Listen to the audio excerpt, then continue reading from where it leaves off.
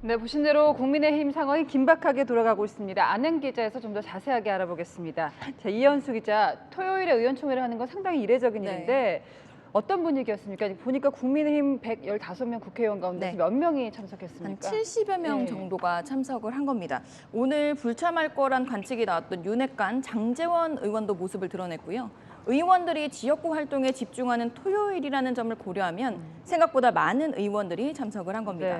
이준석 전 대표가 윤리위 중징계를 받은 이후에 오늘이 당 지도체제를 논의하는 세 번째 의원총회인데요. 가장 큰 경론이 벌어졌다고 합니다. 의원들도 많이 모였고 시간도 길어지고 있습니다. 지금도 하고 있죠? 네, 그렇습니다. 오후 4시부터 시작을 했으니까 한 3시간 가까이 하고 있는 거죠.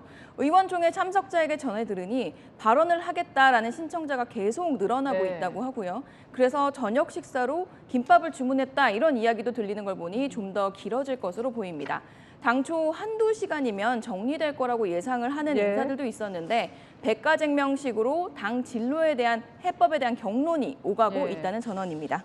애시당초 입장을 짚어보면요. 당에서는 비대위 체제는 유지를 하겠다. 그리고 권성동 원내대표가 비대위원장 직무대행을 하겠다. 이런 쪽으로 가닥을 잡지 않았습니까? 그렇죠. 국민의힘 법률 대리인이 오늘 공식적으로 의총 직전에 낸 입장문을 보면 더 확실한 내용이 있는데요.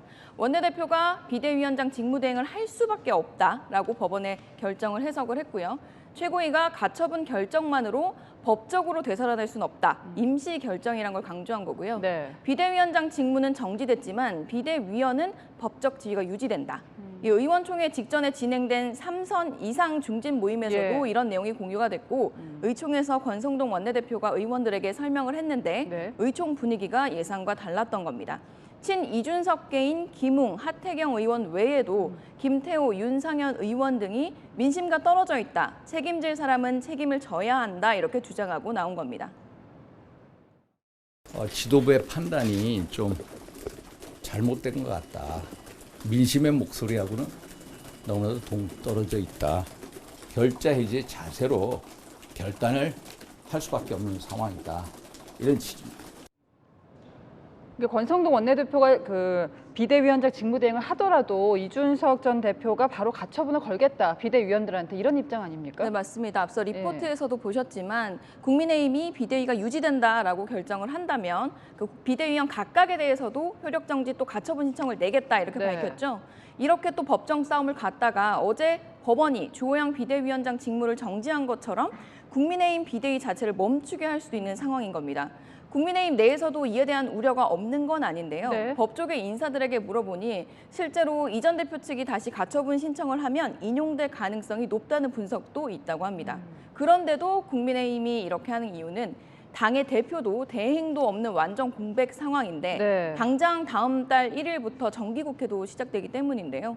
국민의힘 고위 관계자 이 전 대표 측이 추가 소송을 하더라도 그전까지는 잠정적으로 비대위가 유효하다고 할 수밖에 없다. 이렇게 토로하기도 했습니다. 자, 이런 초유의 사태 시작점으로 돌아가 보면요. 이준석 전 대표에 대한 징계가 시작된 시작점이 성상납 의혹이었습니다.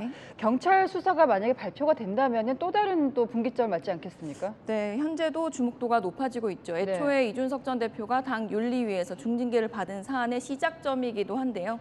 성상납을 했다고 주장하는 김성진 아이카이스트 대표의 주장에 따르면 2015년 9월 추석 선물을 이 전 대표에게 줬다면서 이 전 대표의 알선수재 혐의의 공소시효가 2022년 9월, 그러니까 다음 달까지다라고 주장을 하고 있습니다. 우선 경찰은 이 주장의 신빙성을 들여다보고 있는 상황이고요. 기소 의견을 내느냐 안 내느냐에 따라서 이준석 전 대표의 향후 정치적 진로는 물론이고 국민의힘 상황도 달라지는 겁니다. 어쨌든 조만간에 이제 결론이 나올 수밖에 없는 상황이고요. 이제 집권 여당이 본의 아니게 법원과 경찰 입만 바라보는 상황이 됐습니다. 정치적인 해법은 없는가? 특히 대통령이 품을 수는 없느냐? 이런 얘기들이 나오거든요. 그래서 대통령실과 당 쪽에 정치적으로 풀 수는 없는가? 이렇게 질문을 던져봤는데요. 대통령실에서는 정치적으로 풀 수 있는 상황이 아니다. 당에서 순리대로 풀어야 된다라고 이야기를 했습니다. 대통령이 나서서 이야기했다가 자칫 더 우스워질 수 있다는 우려가 담긴 겁니다. 당 고위 관계자도 용산도 이준석 전 대표 측도 타협할 수가 없는 상황이라고 전했습니다. 네, 참 복잡한 상황입니다. 지금까지 아는 기자였습니다.